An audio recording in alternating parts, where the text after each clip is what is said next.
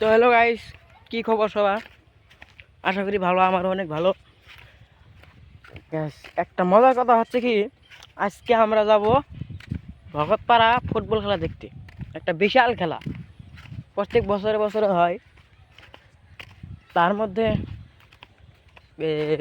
15 দিনে খেলা হয়, 15 দিন শেষ। আজকে হচ্ছে ফাইনাল খেলা, তাই আমরা যাব।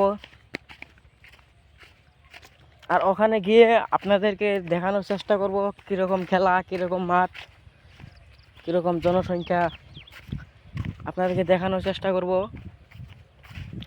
তো এখন তাহলে যাই, আপনারা দেখতে থাকেন ব্লগটা।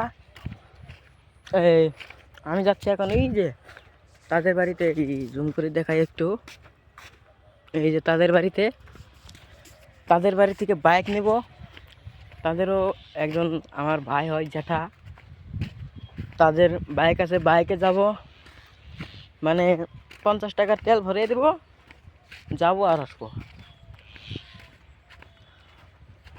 যায় কি হয় কি না হয়, কে জিতে কে হারে, আপনাদেরকে দেখাবো। তো দেখতে থাকুন ব্লগটা।